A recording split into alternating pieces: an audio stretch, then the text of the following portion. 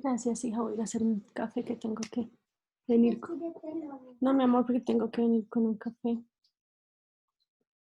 ¿Quieres que yo te lo haga? Sociales, conectados en diferentes espacios. Pero bueno, ¿quién es David Cabrera? Esa es la primera pregunta. Bueno, te digo, creo que, ¿quién soy yo? Te diría, soy David Cabrera, soy médico, tengo una especialidad en medicina del deporte y física, un par de subespecialidades. Soy padre de dos hermosas nenas. La una acabo de cumplir el día de ayer 11 años, la otra está por cumplir 9. Trabajo acá en Quito desde hace ya varios años. Concreté y estoy creciendo una clínica que tiene varias subespecialidades en realidad. Y, ¿qué te digo? Creo que me podría describir como una persona realmente tranquila. Quienes me conocen saben que solo tengo la cara de bravo nada más, o de parecer serio, pero soy un tipo realmente normal, soy un tipo como cualquier otro eh, hombre de esta ciudad, de este país y de este mundo.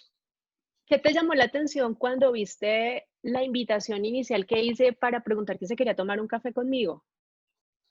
No, me gustó mucho, me gusta mucho la idea que tienes. No es la primera vez que he visto este tipo de iniciativas contigo, en realidad. Creo que el trabajo que has venido realizando en la parte de administración de salud, la consultoría y la asesoría en tu país, que es un país diferente desde el punto de vista del modelo de salud que nosotros tenemos acá en Ecuador, eh, me llamó mucho la atención. Dije, creo que es el momento para conversar ya de algunos asuntos pendientes y ese es el tema. Quería charlar contigo, poder compartir también ciertas experiencias de cómo estamos viviendo en Ecuador la, la situación. Luego de esta pandemia estamos entrando en una transición en realidad y para mí también sería enriquecedor saber cómo están ustedes allá en Colombia y cómo van a empezar a salir en esta nueva etapa, en esta nueva fase. Bueno, pues por acá hay muchos desafíos. Apenas estamos empezando a afrontar el pico de la pandemia. Digamos que según las autoridades se espera que ahora en junio y julio tengamos lo que se espera sea el pico. Pero sí, obviamente se ha dado un ejercicio de un reordenamiento social y ha puesto yo no sé si la palabra sea en jaque, pero digamos, sí nos ha puesto a pensar en cómo nos relacionamos con los pacientes y con los equipos de salud. Y yo quisiera escucharte en relación con ese punto. Y es, bueno, ¿cómo y qué vamos a hacer y cómo vamos a poder avanzar para realmente escuchar y tener más en cuenta las necesidades de los pacientes? Y tú también me haces una anotación cuando conversábamos o chateábamos preparando este espacio, y también de los equipos de salud. Yo quisiera que habláramos de eso. Creo que ese es el tema central de este café. Es un elemento fundamental para algo que está cogiendo mucha fuerza, y es el tema de hablar de salud colaborativa. Entonces, pues antes de hablar de salud colaborativa y la definición y demás, dije, bueno, creo que es muy importante analizar eso. ¿Qué nos está enseñando esta situación en relación con escuchar a los pacientes y a los profesionales de salud? ¿Tú cómo lo ves? Bueno, yo creo que el modelo tradicional que nosotros teníamos básicamente en América Latina, independientemente del modelo, es un modelo que todavía aún tiende a ser vertical desde el médico o desde la institución de salud hacia el paciente, ¿ya? Dependerá mucho o menos del grado de madurez que se tenga en las prestaciones o con los prestadores de salud, pero normalmente es vertical. Ese es el primer punto. En estos últimos años yo he visto una gran transición entre lo que es tratar de acercarse más al paciente, entendiendo qué es lo que el paciente en efecto quiere. Y se han empezado a escuchar mucho más conceptos como, por ejemplo, calidad de la atención, seguridad en el trabajo, eficacia en el trabajo, que ahora se lo está sumando también, eficacia y eficiencia, y bueno, la calidad y la calidez. Pero si te pones a pensar, estos conceptos vienen desde el enfoque del paciente, más no del médico. Entonces, ahora mismo, en este tiempo, lo que creo es que la administración de salud ha tomado una fuerza tan importante porque permite ser un tercer actor o un actor intermedio entre el prestador de salud y el paciente. Porque le dice, mira, si el paciente está con un problema, con una cefalea, con un dolor de cabeza simple, probablemente lo que requiere es una atención un poco más integral, no solo llegar donde el médico puede ser especialista o no especialista o generalista y que te dé una pastilla para el dolor, porque resulta que esa cefalea es de tensión más que por alguna otra causa. Y ese intermedio que se empieza a provocar entre los pacientes y el prestador de salud está generando estos nuevos indicadores, estas nuevas necesidades de trabajo entre prestador y pacientes, ¿no?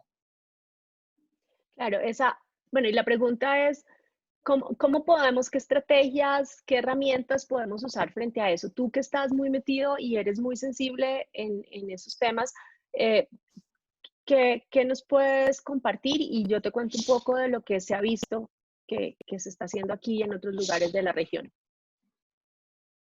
Bueno, acá en la parte de la prestación en sí misma, en la prestación médica, la idea primero es hacerle sentir al paciente que tratamos de entender su necesidad, ¿sí? Te voy a contar desde mi experiencia privada, desde lo que hacemos en la clínica hacia el paciente. Creo que es un poco más sencillo de explicarlo de esta forma. Nosotros tenemos una ruta trazadora del paciente, un proceso que está limitado en varios pasos, desde que el paciente tiene acceso o tiene contacto con los prestadores o los proveedores de salud de la clínica en donde trabajo. Entonces, este primer contacto es generado a través de una agenda o puede ser derivado de uno de los médicos, hay varias vías de entrada, y una vez que el paciente está adentro, empieza una atención de índole integral. Ahora, es como un cliché decirte esto que te estoy comentando porque tú me vas a decir, pero si al principio dijiste que tenías una clínica de subespecialidades, ¿cómo es que haces una atención integral? Justamente viene el tema ahí.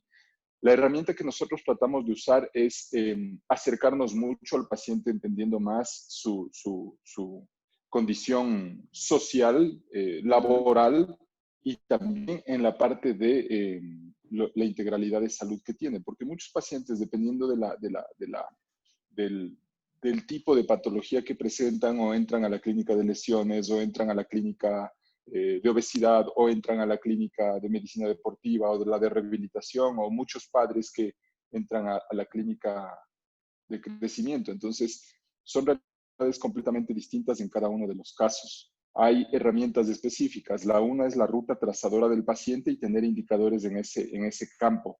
Luego sí bajamos la atención y aterrizamos la atención a los indicadores de calidad. Entonces, uno de esos, o el primero tal vez es resolución, si no. ¿Existió resolución o no existió resolución? Si existió resolución, la resolución que existió fue total, fue parcial, ¿ya? Pues básicamente estamos hablando de que sí. Y si es que no existió, entrar a ver la causa de por qué no hubo resolución en ese paciente. ¿Fue porque el paciente no quiso? ¿Fue porque prolongó la resolución? ¿Ya? Y al final, recién al final y después de eso, pasamos como que al tercer escalón de esto, que es la satisfacción del paciente. Y en satisfacción del paciente no lo enfoco, y tú lo sabes, ¿te acuerdas cuando el Ensei nos daba las clases de calidad? No lo enfoco a ponga una carita feliz si es que recibió buena atención, porque es muy como que público el asunto, ¿no? Sino que más bien lo enfocamos a, ok, dentro de la atención que usted recibió en toda la línea o en todo el proceso de valor dentro de la clínica por la consulta que usted haya ido, se sintió satisfecho completamente con el proceso y mi idea y la idea que tenemos ahora mismo en la clínica es tratar de acercar esto hacia un tema de experiencia. Es muy grande, yo lo entiendo, pero ahí es a donde estamos caminando, tratar de que el paciente tenga experiencia con la atención. No es fácil, te digo, no es un tema de 2 o 3 meses y tampoco se lo puede hacer en todas las instituciones de salud, ni siquiera privadas, por el volumen de pacientes. Pero sí creo que se puede hacer, por ejemplo, en hospitales privados, dependiendo mucho de las unidades de atención que tengamos. Y eso es parte de lo que aprendí también allá y algo de lo que quiero implementar. Esos son nuestros niveles.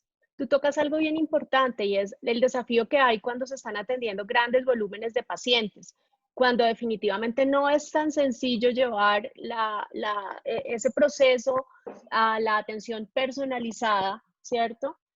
Pues por la cantidad de volúmenes de pacientes. ¿Tú cuáles crees que pueden ser los aportes que haga las TIC, la salud electrónica, todo este tema de la salud digital a ese aspecto? No, las tecnologías informativas, las aplicaciones orientadas al tema de salud son una herramienta súper importante ahora mismo y mucho más marcada a partir de esta pandemia.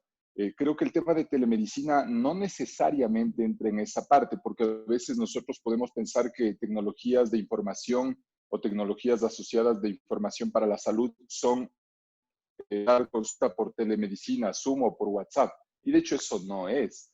Es tratar de tener una plataforma en la que nosotros podamos o monitorear o resolver en primera instancia una necesidad del paciente, ¿sí? En cualquiera de sus facetas. Y normalmente esto en el mundo se ha estudiado en enfermedades crónicas, en pacientes oncológicos, en este tipo de pacientes. Más no mucho en los agudos, ¿sí? Y en los agudos, ¿qué es lo que se ha desarrollado? Se ha desarrollado este concepto de tratar de tener este one-to-one a través de una videoconferencia, ¿sí? Y tratar de resolver. Pero las tecnologías asociadas a la salud, tecnologías de información, son claves en esta parte porque te permite estandarizar ciertos indicadores que le dan información mucho más rápido, puede ser al administrador de salud, al proveedor de salud e inclusive al paciente, porque a veces yo digo mucho en salud, mira, al equipo y les comentaba y les decía, a veces en salud los pacientes no saben qué exactamente es lo que quieren hasta que llega un proveedor de salud y le dices, mira, esto es lo que necesitas. Es algo así como la invención que pasó con el iPhone y Steve Jobs cuando recién creó el primero. La humanidad no lo necesitaba, éramos casi felices con esos teléfonos duros. Y creo que era más que teléfono, era un arma eso, hasta que salió la necesidad. Y en salud pasa exactamente igual, en salud pasa exactamente igual. Cada vez va avanzando tan rápido la tecnología en salud, los procedimientos relacionados, que de pronto te conectas o te reconectas y el paciente dice, no, yo necesito esa resolución que me estás ofreciendo ahora. Ok, claro. Para ir cerrando, no quiero que se me quede entre el tintero un tema y antes de llevar a las conclusiones o como a los aspectos principales de este cafecito contigo, y es, bueno, eso desde la perspectiva del paciente y desde la perspectiva de los profesionales de la salud, desde la perspectiva de las personas, no todos son profesionales, técnicos, tecnólogos, personal auxiliar, que conforman los equipos de salud. Allí, ¿cuáles son los desafíos que tenemos en relación con conocer, identificar y poder resolver o dar respuesta a esas necesidades que ellos tienen? Verás, yo creo que muchos de los desafíos que tú me comentas o me preguntas pasan por las habilidades genéricas o competencias genéricas y no genéricas que puede tener la gente. Creo que está claro, para mí al menos yo lo veo de esta forma. Hay un grupo de profesionales de la salud que tienen 50 años o más y hay otro que tiene de 35 a 50 y eso sí te marca qué tan afable o no eres hacia las tecnologías o usos de tecnología de información. Qué tan flexible puede ser cuando tienes una nueva tecnología. No digo que la gente de más de 50 no puede aprender, no estoy hablando de eso, pero hablo de la flexibilidad con la que te puedes asociar rápidamente con una nueva tecnología, con un nuevo proceso y también con la flexibilidad de los procesos internos dentro de una institución de salud. Creo que la flexibilidad es clave. La adaptación es un segundo tema que para mí es muy importante porque estamos en un mundo súper dinámico ahora mismo y la adaptación es parte de las necesidades que nosotros como médicos tenemos o personal de salud, te digo, tenemos que tener con el paciente. Si seguimos pensando que ahora que estamos en junio, vamos a tener algo similar a enero de este mismo año, nos estamos quedando porque hay que adaptarse rápidamente a el miedo. ¿Qué te veo ahora? Te puedo decir ahora la lectura que tengo. Miedo del paciente a salir a la calle, miedo de contagiarse, tiene un exceso de información en medios masivos que no le permiten discernir con claridad hacia qué lugar o no debe ir. Y esto sí te deja en una disyuntiva en la que tú como proveedor de salud tienes que adaptarte rápidamente a esa necesidad. Pero esa adaptación depende del personal de salud, no del paciente, porque No, tú el te paciente. adaptas a esto exactamente y tratas de darle una información mucho más clara y enfocada hacia el problema que tiene. Claro, y bueno, tú lo mencionabas, es un trabajo en habilidades blandas y es un trabajo también, creo yo, desde las organizaciones, quienes están liderando las organizaciones de salud, en tener la capacidad de saber, respetar y además de eso darle elementos a los profesionales, a los equipos de salud en relación con el miedo, porque tú lo mencionabas, claro, los pacientes sienten todo eso, pero los profesionales de salud también, el equipo de salud, las Sí, personas claro. que están atendiendo a los pacientes, y creo que hay un trabajo muy grande que hay que hacer. Para finalizar, ¿cuál crees tú que ha sido el mayor aprendizaje que te ha dejado esta situación excepcional por la que venimos pasando y este reordenamiento social desde la perspectiva de escuchar al otro? Bueno, en lo personal, en el plano personal te digo, creo que ha sido un momento de mucho recogimiento, de entender algunas cosas que a veces no ves por la velocidad de la ciudad, por la velocidad del trabajo. Eso creo que personalmente es muy importante entenderlo. Mira que nosotros, a diferencia de lo que ustedes ahora mismo están pasando en Colombia, ya como que acá pasó el pico más importante. Tú debes haber visto muchas noticias reales, la mayoría noticias falsas sobre lo que ocurría en Guayaquil y la forma en la que nos presentaban. Sin embargo, acá ya estamos entrando a un nuevo proceso de normalidad con una apertura económica también. En el aspecto de la proveeduría de salud o prestaciones de salud, lo que te puedo decir es que nuestra clínica nunca paró. O sea, tratamos de adaptarnos rápidamente. Al principio nos vestíamos casi como astronautas, atendiendo a pacientes en patología continua que teníamos. Y esa experiencia de haber prácticamente nunca parado en esos momentos y con mucho miedo, porque te digo, todos teníamos miedo, nos hizo que luego de unas semanas nosotros entendamos que vamos a vivir con esto, al menos en el próximo corto o mediano plazo, y nos ajustamos a los protocolos de bioseguridad que teníamos y cada vez los perfeccionamos, entonces fue mucho más fácil trabajar con el paciente. Y cuando el paciente llegaba y nos veía, entendía que, ok, estamos en un nuevo orden, hay que tomar las medidas necesarias, pero no por eso voy a dejar de atender mi salud. Y en términos de ventaja competitiva en las clínicas, creo que te digo, esta parte, este parón que tuvimos acá fue bastante bueno para la consolidación de algunas líneas de atención que tenemos en la clínica. Bueno, qué interesante escuchar que esa situación deriva en poder tomar oportunidades y que se consoliden algunos aspectos para ustedes. Yo voy a concluir un poco de la conversación y es por favor me corriges, me complementas si es claro, las necesidades del paciente, del profesional de salud, son algo que, no, yo no diría que un cliché, pero sí es algo que siempre desde que estamos trabajando en calidad en salud es una preocupación. Hay que entender cuáles son las posibilidades de identificar las mismas. Tú nos contabas la experiencia de ustedes en la clínica, de cómo lo hacen, y obviamente qué bueno sería poder apoyarse con tecnologías de información y comunicaciones para hacer esa identificación, ¿cierto? De esas necesidades y estar mucho, o sea, de forma permanente captando esas necesidades. Yo personalmente creo que algunas instituciones no hacen eso en forma sistemática y reiterativa y eso hace que se pierdan de poder estar innovando y de poder estar, digamos, estar permanentemente manteniendo ese engagement con los pacientes. Entonces, creo que una conclusión o un punto a notar es, bueno, esto sigue estando vigente, lo hemos hablado todo el tiempo, yo llevo 20 años trabajando en temas de calidad y eso siempre se ha dicho. Aquí la pregunta compleja o bueno, el quid del asunto es cómo lo vamos a hacer y cómo lo podemos hacer. Pero yo creo que hoy las tecnologías de información y comunicaciones nos pueden proveer una ventaja para hacer eso. Lo otro que tú decías es, no necesariamente el paciente sabe cuál es su necesidad y ahí está el rol fundamental del equipo de salud, del profesional de salud, de orientarlo. Pero finalmente hay que concertar con el paciente esa necesidad, ¿cierto? Cuando tú hablas de resolutiva, de la parte resolutiva, me refiero a, me imagino o lo entiendo, a que te refieres a que el paciente vea que se resolvió su necesidad desde su condición de salud o su expectativa en salud. Es así, ¿cierto?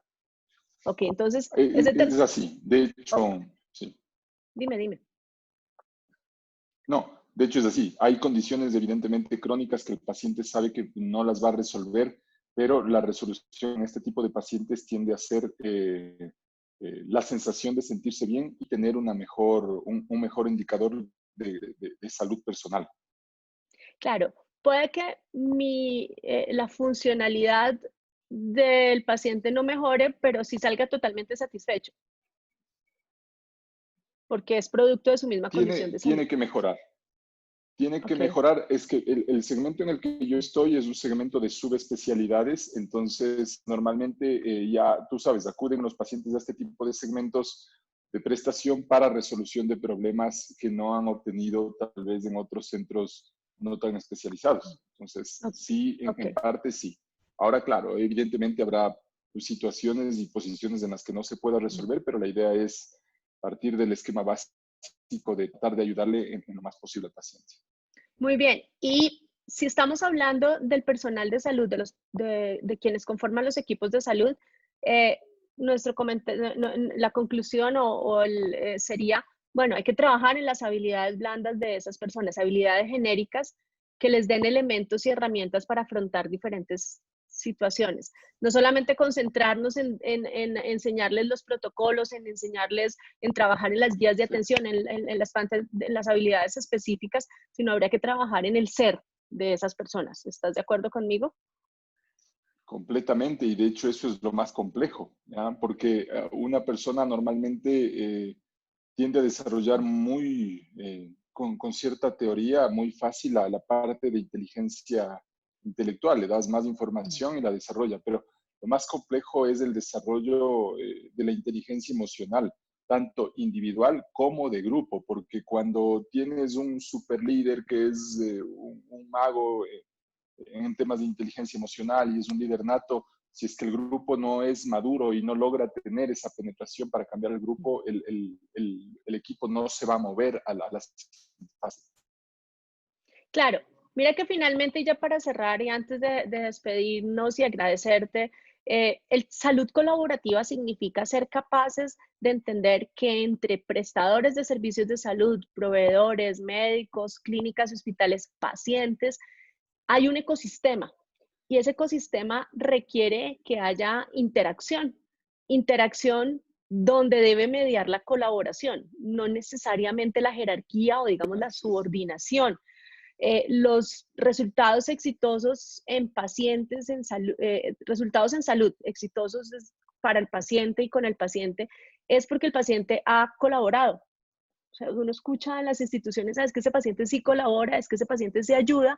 La pregunta es, ¿qué hace que el paciente colabore? ¿Dónde está ese clic entre el profesional de salud, la identificación de las necesidades, las capacidades técnico-científicas para resolver la situación, pero además lograr que haya ese interés de colaboración?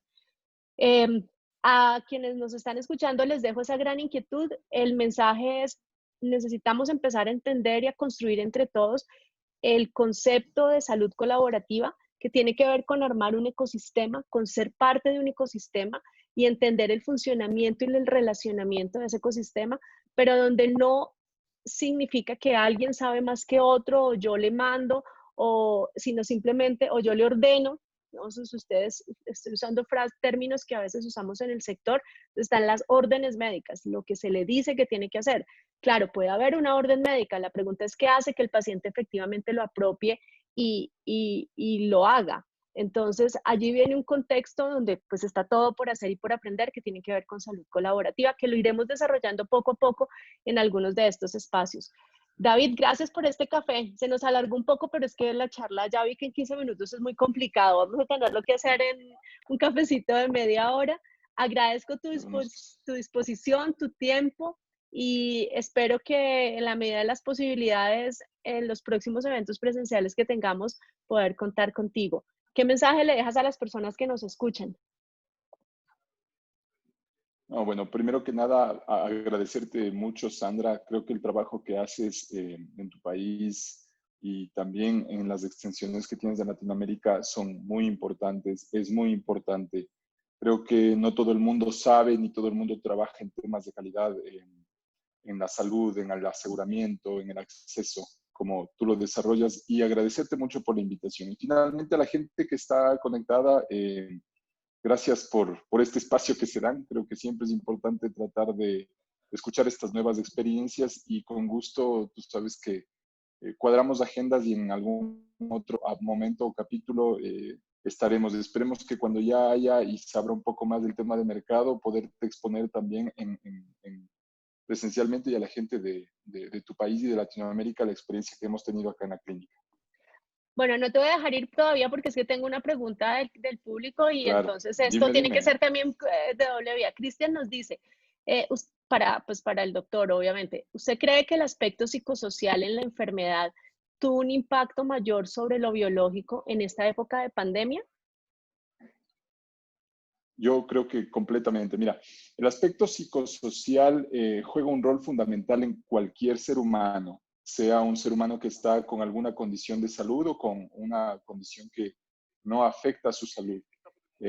Pero hemos visto que los niveles de ansiedad en esta pandemia a nivel mundial se han disparado y mucho de ese problema ha impactado también en algunas enfermedades, tanto de inicio como en las enfermedades crónicas. Yo creo que no hay que dejar la parte del rol psicosocial, tanto del médico como de las personas que ayudan a los proveedores de salud en el rol de el trabajo psicoafectivo, psicosocial y cognitivo que tiene que tener un paciente respecto a su enfermedad y a su entorno o su núcleo familiar también. Bueno, muy bien. Cristian, gracias por la pregunta. A Orlando, Yesenia, Mónica, Claudia, Leo, Daniel, bueno, quienes nos están saludando también por el Facebook, gracias por escucharnos. David, te veo pronto. Gracias por tomarte este café conmigo y a todos muchas gracias. Los veo el próximo martes porque tenemos muchos invitados que quieren tomarse este café. El martes vamos a tener otra sesión bien interesante. Gracias a todos.